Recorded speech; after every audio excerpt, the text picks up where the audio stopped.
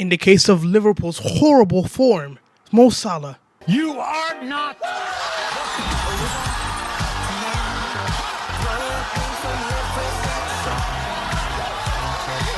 What has this club become to? Welcome back to Keeping Up with the Kardashians, and this time, we have more beef. How have we become the new Man United? How on earth are our players and managers beefing? Salah came out and dropped a pipe bomb promo, bro. He was moving like CM Punk. Bro, just imagine that Norwegian reporter when Salah called him over, bro. He got the biggest raise of his career. In case you've been living under a rock, Mo Salah came out with an interview of his own. Not the type that Carragher's been asking for. Have I ever criticised Mo Salah on the pitch? Well, a couple of weeks ago you said his legs had gone.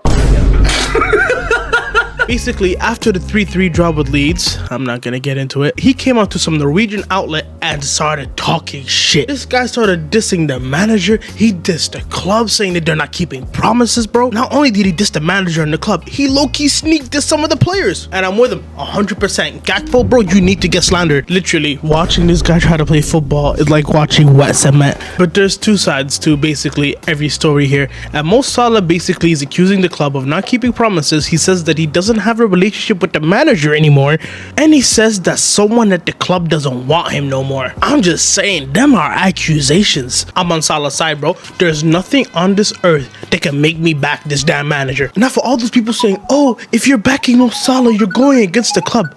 No, if you're backing this manager, you're going against the club. Just look at Liverpool's form, bro.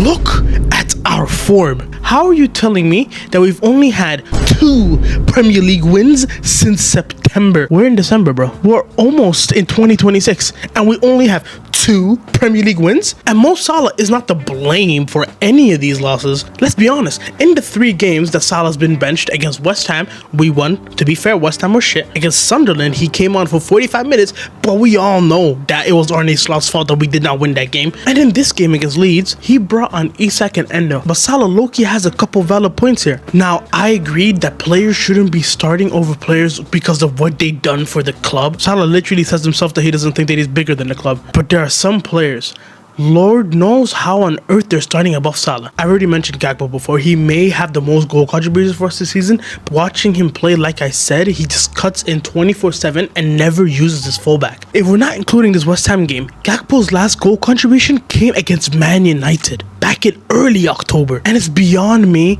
how the likes of Salah or even Chiesa can't even get in. And this is another reason why I'm not backing this manager. His treatment of Chiesa has been horrible. Not only Chiesa, he's treated Nioni, Harvey Elliott, and Tyler Moore in the exact same way. There's a reason why Harvey Elliott and Tyler Moore are not here anymore. They went out so they can get some game time. Slot doesn't trust some people, even when they're playing better than our starters. Like Chiesa, for example, winner against Bournemouth, equalizer against Crystal Palace, 2 assists against Southampton to help us come back, and an assist against Man United. All of this while barely even playing, by the way. The only game he started was that 3-0 loss against Crystal Palace, and Slot's been using that game to justify not playing him. Like, bro, how did Chiesa only get 4 minutes against Sunderland? How did he not even come off the pitch against Leeds? Now that I think about it more, this guy is an absolute disgrace in the way he's treated Chiesa, and he's low-key turning Salah into the same thing. He's only benched him for 3 games, I get that, but when you're benching players, you bring them on so they can have a chance,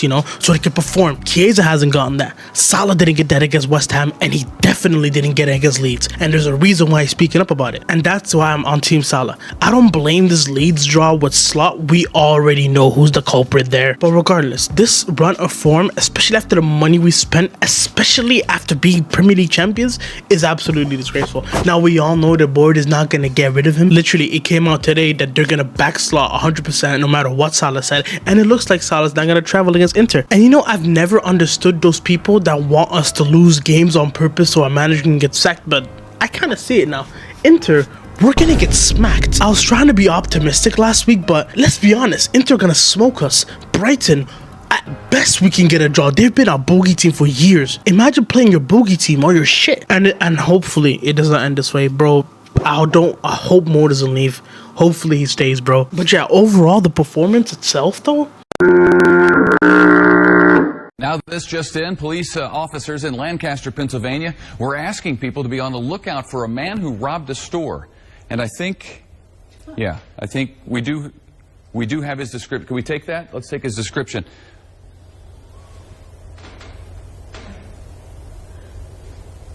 But yeah, let's move on before my head gets heated. And Aston Villa 2, Arsenal 1. People were saying, how could you laugh at this when your team is so shit? You could do whatever you want. Bro, we can be in the championship and I'll still find a way to laugh at Arsenal. But the Gooners won, Villa 2. Now I'm going to give my boy CJ a quick shout out. This dude was doing an 8-hour stream from the Arsenal game all the way after the Liverpool game. Big ups to him. I was on his stream actually for a bit. Subscribe to his channel. If you don't see me streaming or doing something, I'm probably on his channel. But this was a sensational hit watch. I don't get up for 7:30 kickoffs, but this one, I can feel it in my balls. Matty Cash with a goal to take the lead, and to be fair, they deserved it. Arsenal ended up scumbagging through Leandro Trossard, and Villa were still on them the entirety of the second half. Let it all work. Where was he? Stinker and hooked. And Buendia ended up getting the winner. Fully deserved. Big up the Gooners for actually losing that game. The Citizens are only 2 points behind them, and speaking of the Citizens, 3-0 win against Sunderland. Wow. I'm gonna be honest, I didn't think that City were all there, but now I'm thinking about it, they low-key have a chance. I've been disrespecting Man City for a while now, but very comfortable win against Sunderland as well, who we struggled against obviously. Diaz with a freaking Company-esque screamer, bro. Where did he get that out of his locker? And then Turkey with this Rabona assist. Man, I wish my midfielder could do that shit. But overall, really solid victory for Varchester City. And to be fair, I low-key need them to win the Premier League, because when City win the title, normality is restored. Who actually gives a damn if the Gooners win the league though? Oh my god, I'm gonna freaking explode. But yeah, this brings me on to the next game. Bournemouth 0, Chelsea 0. Boring. Should I really talk about this game? Bro, I thought Palmer and Estevao would hoop. How can they not beat Bournemouth, bro? It's insane that I had them second in my Premier League predictions, bro. Chelsea have disappointed me. But yeah, I didn't watch the game.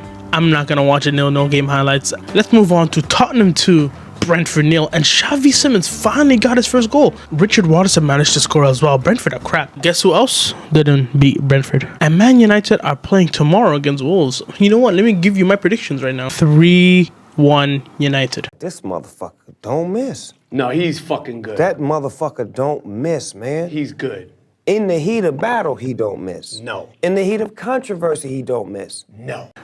If they don't beat Wolves, Amarim defo has to go. Thanks for watching this video, y'all. Salah and Salah. Wow, I don't know how we've come into this position. Let me know what you guys think. Are you team Salah? Are you team Salah? Hopefully you enjoyed though. Make sure you hit the subscribe button. We're trying to get 10k subs.